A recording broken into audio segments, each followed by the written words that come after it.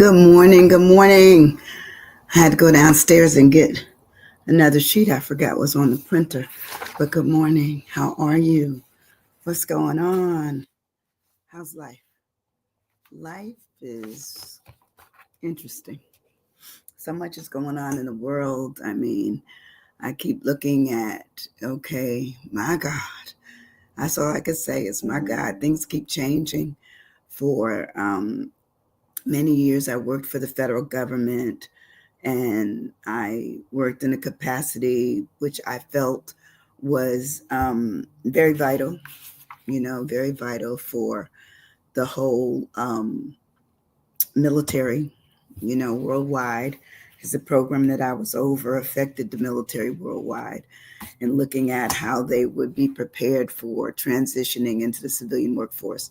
So I've been a part of that, and so I've been watching what's going on, and I feel sorry for many people. Good morning, Big Mo. How are you doing, my friend? Good to see your signature, Big Mo, in the place. Good morning. Good morning. So I concern myself with anyone that felt that they were somewhat protected. And I tell you, having worked for the government and knowing that a lot of times we were only one person deep, it was us. There was not a second person. Hey, Maurice, there wasn't another person. Sometimes we ran programs with just one person. So to have the realization that the person that's running programs that are vital is scary. It's scary, especially if you don't have the age to retire. So, I'm just speaking on what I feel. I'm not speaking on all that I know, because I don't know everything. But what I can say is, having been in, a position of as being a federal worker for 32 years, actually, part-time or full-time, but when it collectively puts the part-time with the full-time, it ended up being 28 and a half years of dedication. And so, just watching things change, and it's remarkable to me. But, as life goes on, and that's it. So anyway, this morning I have a word that kind of related to the word Ersave the other day, which, it looked at, how we know fakeness and phoniness. And sometimes we do understand it and sometimes we don't. But today's word is Nimrod. Nimrod is one of those words that has, good morning, Miss Rosie. How are you? Lovely day for you to be in this space with me, and I appreciate that. I appreciate anybody that comes in and spends a little bit of time with me. I won't take long. That's like the preacher telling you that I just got one more thing to say before I take my seat. Well, I'm just going to say I won't take long. And I am already seated this morning. But Nimrod, has its known use way back to the 15th century. And Nimrod is spelled Nimrod, Nimrod. And it has Hebrew, which comes from the Neuroth or Neuroth. It's Nimrodh, Neuroth. So because the O is long. So that's how I would say it. But because I am not of the Hebrew faith, I don't know how they would have pronounced it. So, but anyway, that's what it shows in Merriam-Webster's dictionary as to the length of time that the word has been in use. And it says first known used, as I said, in the 15th century. But it goes back to the Bible, which, the origin of being Hebrew. And it talks about Jeremiah 16:16. And it says, which the Bible verse mentions as hunters. And it says it uses hunting as a metaphor for God's pursuit of those who stray from his ways. And it says Jeremiah 16:16, but now I will send for many fishermen, declares the Lord, and they will catch them And after that, I will send for many hunters, and they will hunt them down on every mountain and hill and from the crevices of the rocks. And New King James Version says, "Behold, I will send for many fishermen," says the Lord, and I shall fish them, and afterward I will send many hunters, and they shall hunt them from every mountain and every hill and out of the holes of the rocks. So it still says that hunting became vital for what the purpose of God was.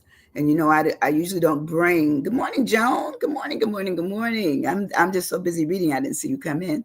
Normally, I don't do much referencing, but when you go back through many of the words that are in our vocabulary, or our capability of a vocabulary that we can form, it shows that the origin in many instances goes back very far. And it may be the 15th century, the 14th, the 16th, the 18th. We're in the 21st century, so that means it has long tentacles. Good morning, Calethea. How are you doing, my friend? Loving you, and Joan and Rosie and Maurice and Big Mo. Thank you so much for joining in. Today our word is Nimrod. And Nimrod, we're going to do the slang part of Nimrod today. I gave you what the book says about the Hebrew origin of it and the fact that it meant hunter. And hunter, as in the dictionary, as in Merriam-Webster, says a person who hunts game. They can call them the falconer, the sportsman, the hunter, the archer, the trapper, the hawker, the birder, or the hunter-gatherer. So we know that was the original roots of it. Good morning, Cheryl and Carney. How are you doing? Nimrod is the word, Nimrod. But we're gonna go on the other side of Nimrod, because someplace, and I didn't write it down, but it talked about a cartoon, Bugs Bunny cartoon, of where there was Elmer Fudd. Y'all remember Elmer Fudd? And he was always after the rabbit. He was hunting the rabbit.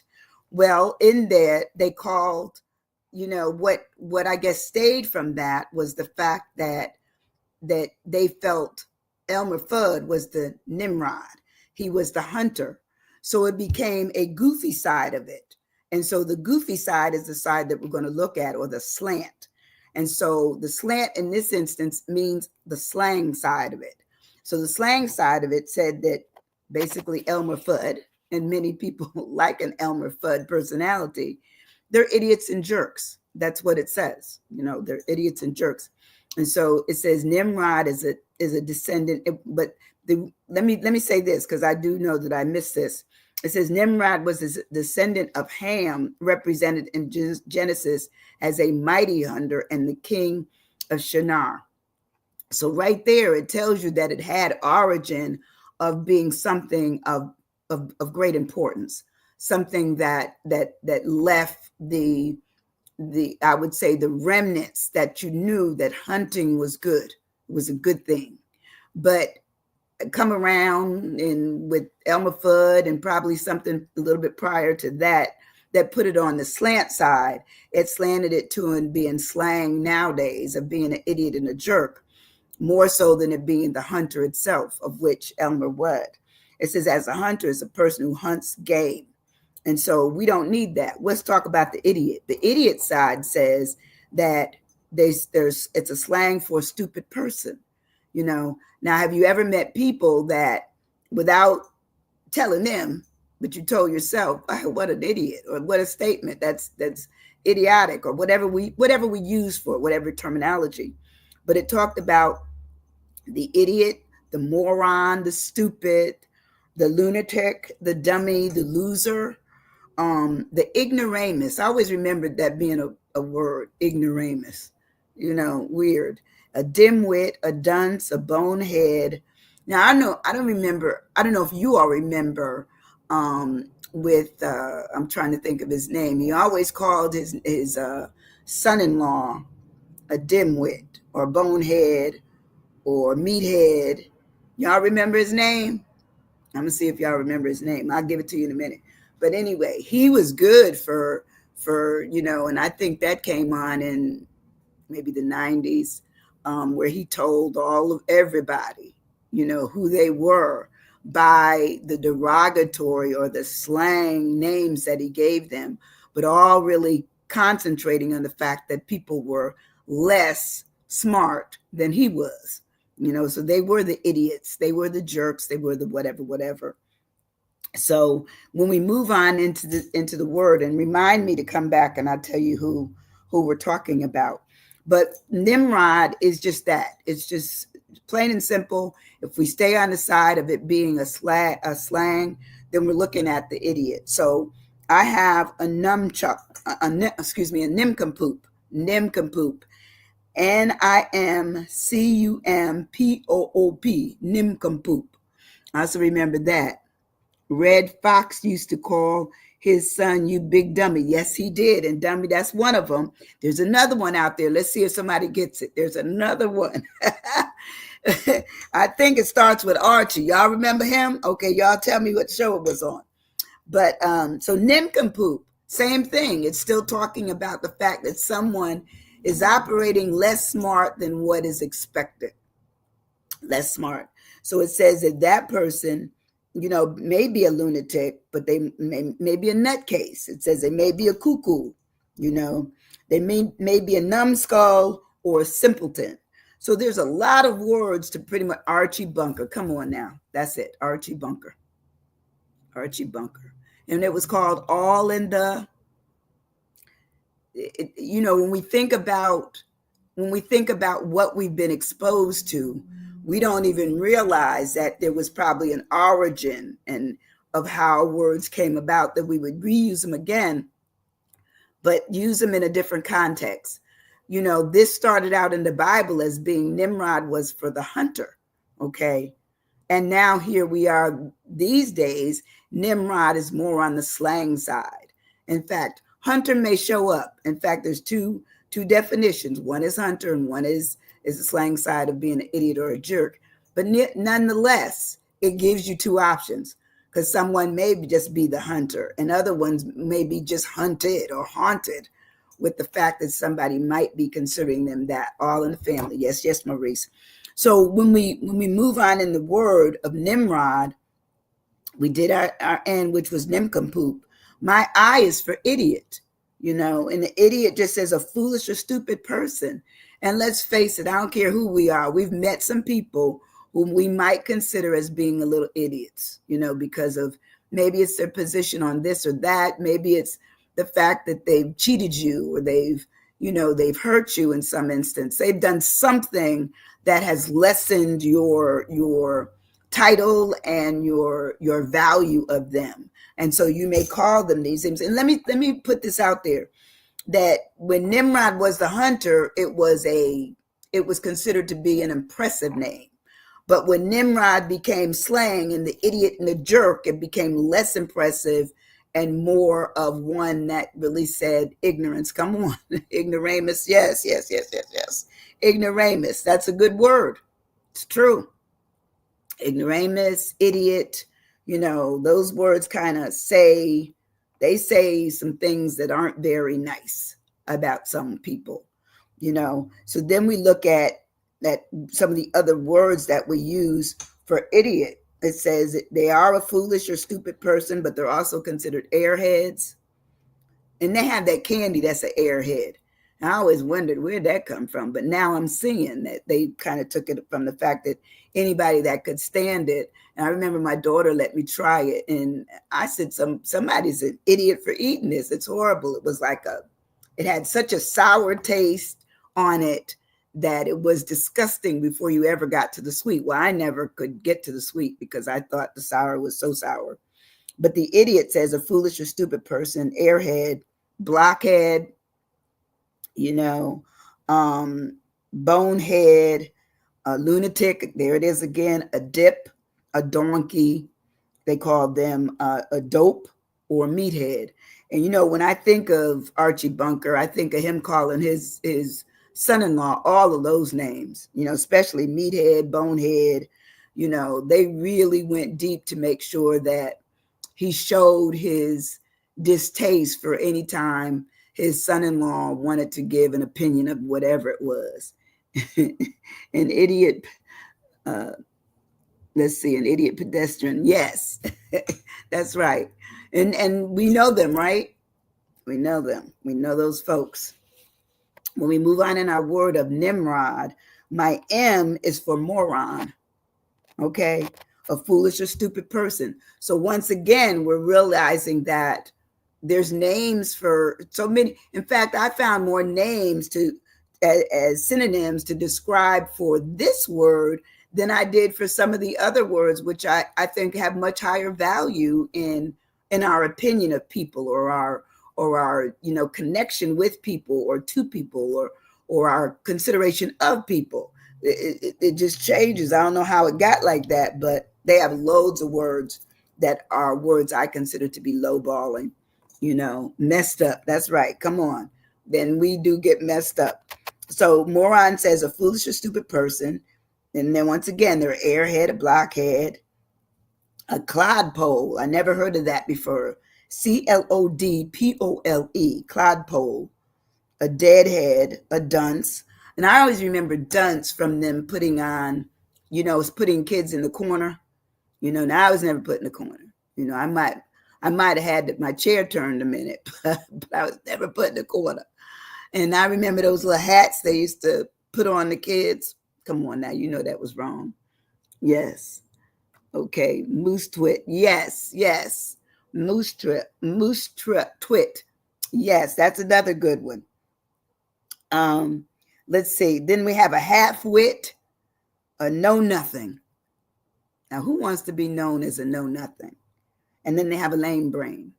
But so many words. I mean, my paper is full of synonyms just to talk about what Nimrod meant on the side after you get away from Hunter, Now, my R, as I move on in Nimrod, my R is for rat bag, and says a stupid, eccentric, or disagreeable person. So they even naming them. There's no getting away from the fact that they have names for everything.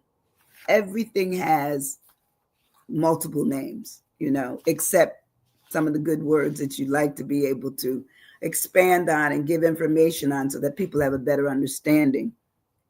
Oh, ridiculous. That's a good word. It is ridiculous. It is ridiculous.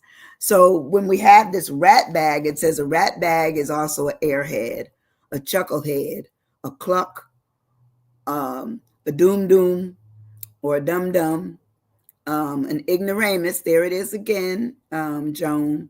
And then it says stupid, turkey, or numbskull. Words. To me, some of these words would be very painful to listen to. But, when we were little, and I don't know about your stories, but if my mother or father heard you call each other stupid, that was a whooping. I didn't say spanking. It was a whooping. You were going to get some licks, okay? And the licks were to remind you that you must be respectful of each other and each other's feelings. Now we may hear these words that people may say to us or about us. And we know that there's, we're older, so it might be that we're hurt about it. Ruined, yes. Because some people, they may be, their ego, their confidence level, their ego level, their ability to rise and shine, and the fact that some of these words could also be a part of bullying. They don't have bullying here, but I think bullying should be a close second to the fact that when you're calling names, especially if you keep going at it every time you see a person, or every time an idea comes up that you don't like, or whatever it is, then it would be bullying. So, and I believe adults are bullied just as children are bullied. I believe bullying sometimes comes with a person that's doing it feeling very powerful, very able to be above whoever they are, and they will do so by limiting, your ability to be positive about who you are. I don't use these words, and if I do, It's probably extremely private. And I've been extremely, shocked by whatever has taken place. But normally, you don't hear me use them because I know that they have a hurt factor to them. It says, as a kid, if we were stupid, we called you an Easter bunny brain. Oh, an Easter bunny brain. Okay. I have never heard that one. Good. Thank you, Eric. I never heard that. Well, we never got farther than getting up and getting our little legs tapped after we called each other names. That's how Lily and Johnny did it. We just didn't have any other way to think about it. It says his bully is an extremely insecure individual. Absolutely. I think bullies have intentions to inflict fear, fear of them, fear of you being able to do anything. And basically, they have it where they make you almost stilled, almost panic mode every time you see them. And I admit, I admit when I was little I was little, so people used to pick on me. And of course, my brothers or my sister would come up and sometimes have to defend me because they did. And eventually, I think I had one fight in all of my life. And I don't know what we were fighting about. But later on, I believe we became friends. But sometimes bullying or this thing of being a Nimrod and calling people names, it puts people in positions to form rank. I'm for the bully. I'm for the person that needs my help. I'm for the person that's less dominant. And other people, I'm for the dominant. We see that in our country right now, where country is split. There's a dominant and there's a subdominant. And how do we deal? How do we deal? One thing is for sure is we have to learn to be comfortable with who we know we are and not who someone says we are. And that may be it right there. Just starting with that. I am, a child of God. I am an honest person. I am loving. I am kind. I am giving. Whatever you use for your words, But sometimes we have to counteract what people are saying with what we know about who we are. Low self-esteem, absolutely, presents low self-esteem. And sometimes it's just a mechanism to just get people in a position that they feel better and you feel worse.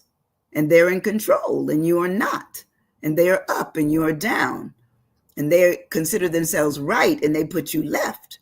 It says, sticks and stones may break my bones, but words only define who the person who sang them out. Yes, absolutely. Absolutely. But I remember, that being a saying that we always said, sticks and stones may break my bones, but words will never hurt me. I don't think that's true. Okay, that said that last part, the part B of that sentence, because a lot of times people are very hurt, and having been a counselor for years, I also remember people willing to hurt themselves because someone said something that they cannot get over. Said that they would never be any good. They'd never make anything of their lives, that they were ugly, they were fat, they were this, they were that, they look, let me get it to you. And they were stupid, they were stupid, basically saying that they were a Nimrod, which is our word of the day. So sometimes we can't regulate other people, but we have to learn how we can regulate ourselves. And let's face it, it's difficult. It's difficult in a world of I'm better and you're not. We have that hierarchy of people feeling that they just are more important. Words do hurt. Absolutely, Joan. Thank you so much. They hurt. And I don't know, OAF, which it says oaf. Okay. Oof or oaf is a stupid person, a boob. That's what it says when you look it up. That's the O in Nimrod. A stupid person, it says they may be a thoughtless, clueless oaf. That's according to the New York Times. They're just who they are. They may have a little, feeling of being just kind of overwhelmed by the world, overwhelmed by conversation, overwhelmed by instruction, what to do. They don't know what to do, who to do it with, when to do it. Doesn't make them, it's not an easy thing for them to do. Odd. Okay, come on now. Odd is another great word. Odd. What about obvious? Sometimes we don't realize that whatever we present in our showing up, we present in a frame that someone may, sum up, identify as being NIMROD, because we might be overwhelmed by where we're at or who we're with or what's being discussed. We may be in our own little silo, even though we're among other people, but they see us as being lone and be easily to be picked on. Original, that's good. Original is great. That's a great word. But anyway, to have this oath thing, it says big and clumsy, slow-witted person. That's another definition of an oath. And it says it could be also be called a clog, a gawk, like when someone is kind of gawky, a lout, a lug, a lump, a Neanderthal. I was like surprised to see that there, but I mean, I knew what it was, but it's in the dictionary. It's down under the word oath. So there it is. And it also says a hawk, a lutter, or a clodhopper, and we think of ourselves as being almost like we wear a shield where we're covered, we're armored. But we sometimes have to be armored every day because something or somebody can take us down. Obtrusive, yes. Come on in. Obtrusion does say that I will come on you, I will come into whatever you're into, and I will tell you who you are and all about it. So that is obtrusion. So thank you so much, Erica. We live our lives trying to just be, and then we find out that other people want to be for us by what they think of us, and they put it out in the airways of others, or they determine what we're going to do, how we're going to do it, when we're going to get it done. And sometimes in a workplace that works, but then when it becomes, overriding and you're not involved in anything that you're doing except carrying out tasks, that's another way of just saying, maybe they see me as this Nimrod. I am just somebody that will deliver what's being requested, but I'm not invested. I'm just delivering. So, and then our last word I have for Nimrod, which is NIMROD,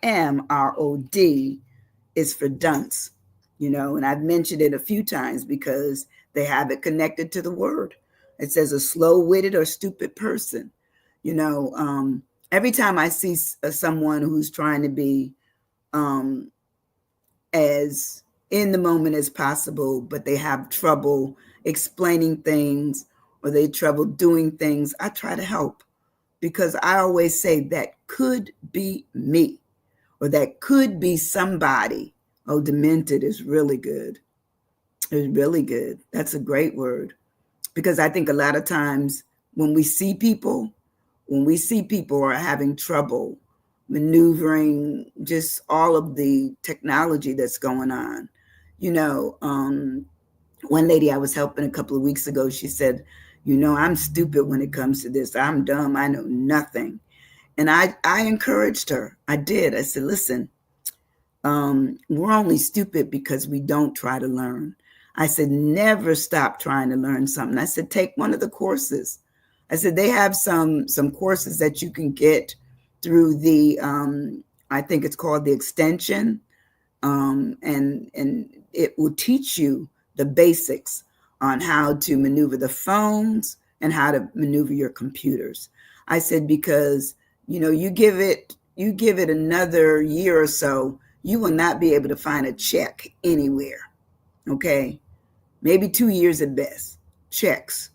The last time I ordered checks, they used to come in packs of 25. That stopped. Now they're packs of 20. They're down to only 20 checks. More money than what I was paying before. There's more checks. and the books are larger. So you only get 2 checkbooks. So where I was getting 100 checks before for that same amount, for less money, now I'm only getting 80 checks, Well, actually, that's not true, because they gave you they gave you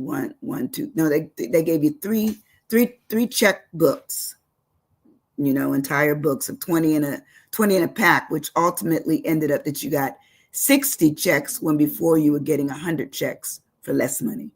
Think about it. That means they realize that everything is moving towards technology. So even grandparents, great grandparents, or even great grandparents that are living longer, somebody needs to be doing stuff for them or with them to help them stay abreast. That's what we need. Delusional. That's right. That's a great word too. Delusional. Demented and delusional are all good words for dunce, which is my word. Slow-witted and stupid person. It says they call them dim bulbs, a clot, a fathead, a meathead, a dumb bunny, all of those words. A dumb, an idiot, a lame brain, a know-nothing, there it is again, an imbecile, and an ignoramus, which is Joan's word early on. So I just want to put this pin in for everybody. As we live longer, we need to work harder at living and not letting other people live for us. We need to speak when it's time to speak. We need to not let people call us out of our names because we know better. We may be slower in delivery, but nonetheless, we still have to, doofus, yes, doofus is a good word. We still have to deliver. We still have to deliver. And I feel as long as we live, we need to be learning something. And that's why I do. Are you stuck? It's a question. It's a legitimate question. If we're stuck having trouble with not being able to do certain things, and that leaves us vulnerable to, what I would call nasty, ignorant, and lowball comments from others, then that's not a good thing. It truly, truly isn't. But anyway, that's our word for today. I'm always trying to bring us something that kind of changes the scale a little bit, because I could have said, that people were whatever, they were hunters, which I talked about a little bit that the word started as, or I could have said they were an idiot, but to realize that NIMROD also means the same thing is also adding to your vocabulary. But I'll be back on Friday with another word. Listen, if you don't do anything else, hit that share button and let it be shared that I'm out here. No cost for anything that I do. I just do what I do because as I'm learning for you, I'm also helping you learn something for yourself, okay? Never let people define who you know and who you are and whose you are from Carney. That's right. That's right. I believe in God, and that's it. That's it. I believe that he will make a path, but we have to be willing to get on the path that he's making. We have to be willing, So I will see you all on Friday. Thank you so very much. Hit the share button. See you soon. Love you very much. Thank you. Thank you. Thank you. All right. Bye-bye.